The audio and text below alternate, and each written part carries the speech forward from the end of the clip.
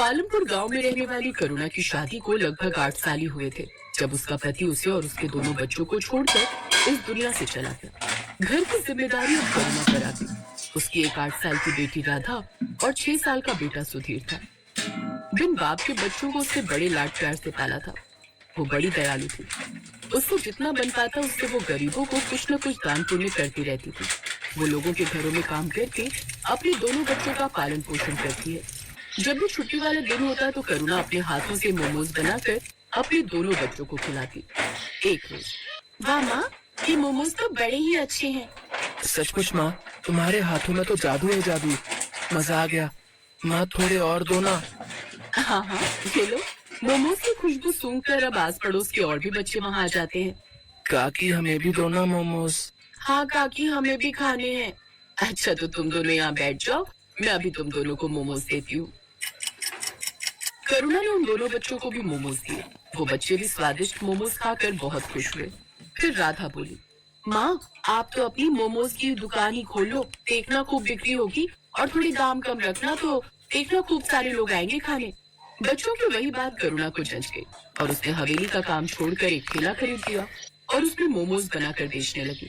उसने सिर्फ 20 रुपए के हिसाब से मोमोज बेचना शुरू कर दिया, जिससे उसे अच्छी खासी बिक्री होने लगी। अब उसने दोनों बच्चों को अच्छे स्कूल में पढ़ने डाल दिया। अब करुणा की मोमोज से अच्छी कमाई होने लगी। ऐसे वक्त गुजरा, करुणा बूढ़ी हो गई। राधा ने कॉलेज की पढ़ाई पूरी कर दी। अब वो शहर में एक अच्छी नौकरी पर लग गई। करुणा को लगा कि अब उसके अच्छे दिन शुरू होंगे, लेकिन राधा को अपने ही ऑफिस में काम करने वाले लड़के मिहिर से प्यार हो गया और 2 महीने के अंदर ही सबकी रजामंदी से उनकी शादी हो गई। शादी के बाद वो दोनों विदेश में नौकरी करने चले गए और वहीं जाकर बस गए। कुछ समय बाद सुधीर ने भी कॉलेज की पढ़ाई खत्म कर ली। जल्दी लौटना बेटा, ये बूढ़ी अब यहाँ अकेली रह गई। क्या माँ, पहले जाने तो दो, पहले ही टोक दिया। अब सुधीर भी शहर चला गया और करुणा गांव में ही रहकर मोमोज बेचने लगी। लेकिन वक्त के साथ और भी दुकानें खुल गई जिसमें नए नए तरह से मोमोज बनाकर बेचने लगे, जिस कारण अब उसकी दुकान इतनी नहीं चलती। उधर शहर में सुधीर की अच्छी नौकरी लग गई और वो वहीं के ऐशो आराम में खो गया और अपनी माँ को भूल गया।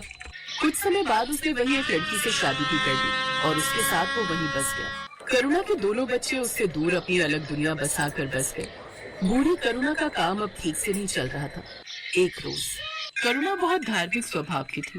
वो हर रोज गणेश जी के मंदिर में जल चढ़ाने जाती थी और प्रार्थना किया करती थी, हे भगवान, इस अभागन पर दया दृष्टि डालो।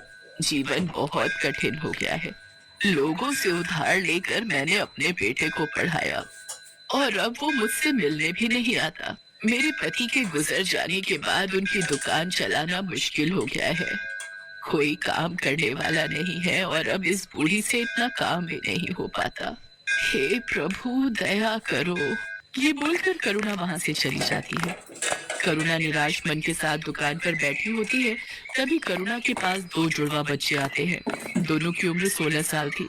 वो आकर करुणा से कहते हैं, मैया, हम दोनों भाइयों के पास कोई घर नहीं है, क्या आप हमको अपने साथ रखेंगी? हम इसके बदले आपका सारा काम करेंगे। बेटा मैं खुद परेशान हूँ, मैं तुम्हें अपने साथ कैसे रख सकती हूँ? मैया, हम आपका सारा काम करेंगे, बस आप हमें अपने साथ रख लीजिए। ठीक है। करुणा को उन दोनों जुड़वा बच्चों पर दया आ जाती है और वो दोनों को अपने साथ रख लेती है। भगवान ने इस बार करुणा की पुकार सुन ली। वो दोनों भगवान के भेजे हुए दूत थे जिनको भगवान ने करुणा की मदद के लिए करुणा के पास भेजा था।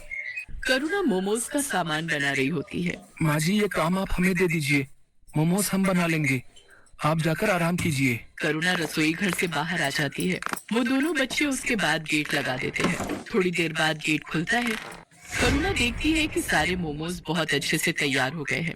करुणा ये देखकर बहुत खुश होती है। अरे वाह, तुम दोनों ने तो बहुत अच्छा काम किया है। फिर करुणा उन दोनों बच्चों के साथ अपनी मोमोज की दुकान खोलती है और मोमोज बेचने लगती है। आइए आइए, स्वादिष्ट और मजेदार मोमोज खाइए और अपने घर भी ले जाइए। आइए आइए। आज करुणा के मोमोज में से ऐसी खुशबू आ रही थी जैसी कभी नहीं आई। पूरे बाजार के लोग मोमोज की खुशबू से आकर्षित होकर करुणा की दुकान पर आने लगे और देखते ही देखते करुणा की दुकान पर भीड़ लग जाती है। अरे एक प्लेट मोमोज देना, मुझे भी दे दो एक प्लेट। अरे वाह वाह वाह, इतने स्वादिष्ट मोमोज तो मैंने आज तक कभी नहीं खाए। आहा, वाह वाह वाह वाह वाह। करुणा लोगों की ये सारी बातें सुनकर काफी खुश होती है। देखते ही देखते उसके सारे मोमोज बिक जाते हैं। आज तो बहुत अच्छी कमाई हो गई। अगर ऐसे ही मेरे मोमोज बिकने लगेंगे तो मेरा सारा कर्ज उतर जाएगा। दोनों बच्चे अब करुणा को कोई काम नहीं करने देते। दोनों मोमोज बनाते और करुणा के साथ उन्हें बेचने भी जाते। उन दोनों के बनाए मोमोज में ऐसा स्वाद था कि हर कोई उंगलियां चाटता रह जाता।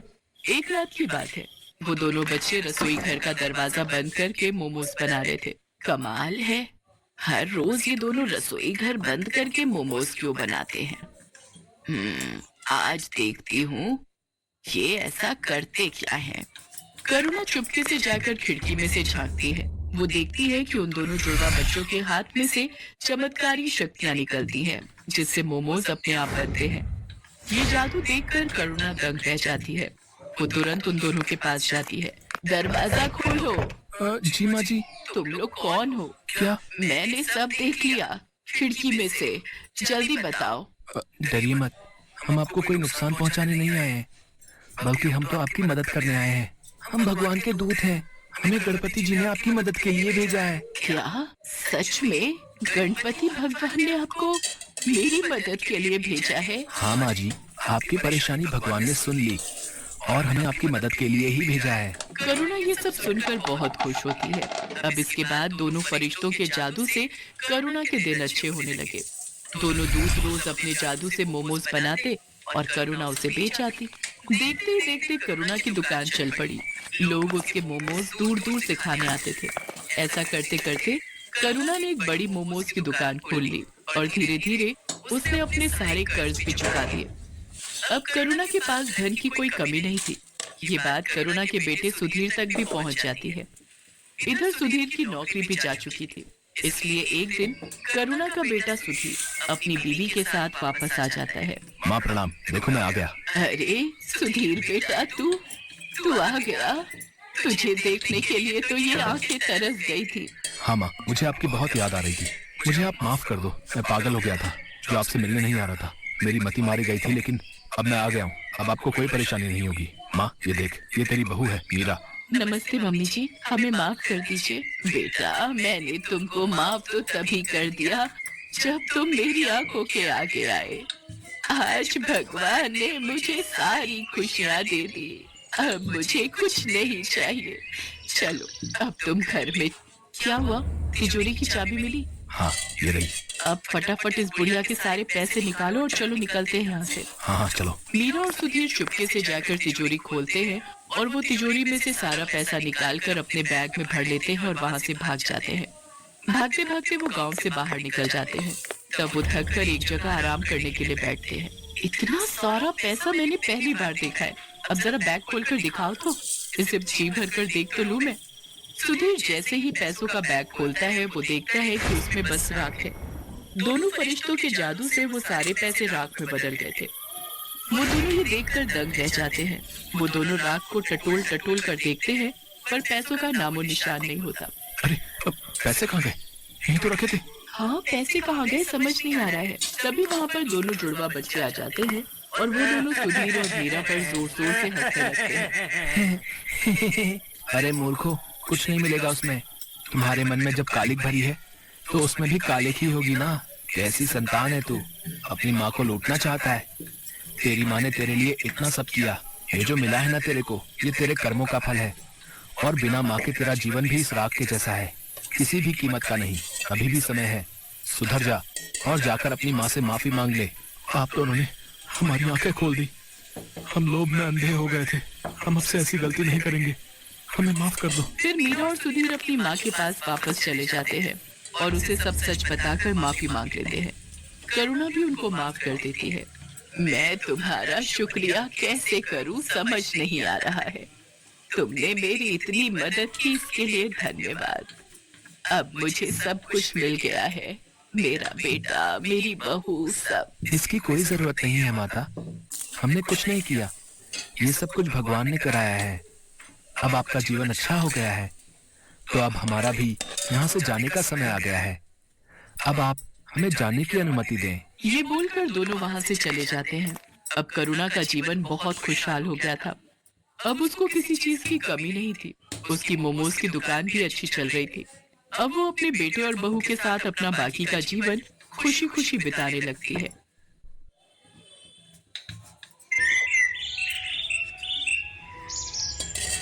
लक्ष्मी नाम की बूढ़ी औरत, जिसके चेहरे पर 70 की उम्र में झुर्रियां साफ दिखाई दे रही थी, पर उत्साह ऐसा मानो 20 बरस की कोई युवा महिला। लक्ष्मी को पूरा राजपुर गांव लक्ष्मी बुआ के नाम से जानता था। लक्ष्मी ने अपना पूरा जीवन इसी गांव में बिताया और आज भी इस उम्र में वो मेहनत करके अपने अकेले की शरीर रूपी गाड़ी जीवन की पटरी पर चला रही है। लक्ष्मी के पास एक छोटा सा खेत का टुकड़ा है जिस पर वो बढ़िया दानेदार भुट्टे उगाती है और फिर उन भुट्टों को भूनकर गांव में बेचती है। लक्ष्मी के भुट्टे पूरे राजपुर गांव में प्रसिद्ध हैं। जब लक्ष्मी अपने स्वादिष्ट भुट्टे लेकर गांव में निकलती है तो उसके भुने हुए भुट्टों की सुगंध से सभी गांव वाले आकर्षित हो जाते हैं और भुट्टे खाने के लिए लक्ष्मी के पास आ जाते हैं। अरे लक्ष्मी बुआ आ गई। मुझे पता था कि तुम आने वाली हो, इसीलिए मैं पहले ही गांव की सड़क पर खड़ा हो गया। तुम्हारे भुट्टों की खुशबू यहाँ तक आ रही थी ताई। जल्दी से एक गरम गरम भुट्टा सेक दो। हाँ हाँ, अभी देती हूँ। एक साथ 4-5 भून दूंगी और लोगों को भी आने दो। ठंडे भुट्टों में स्वाद नहीं आएगा, गरम गरम खाओगे तो अलग ही आनंद आता है। अरे लगता है मैं नींबू लाना भूल गई। ओहो, अब क्या करूं? तभी एक छोटा सा बच्चा जिसका नाम राजू था वो दौड़ता हुआ आता है। उसके हाथ में एक थैली थी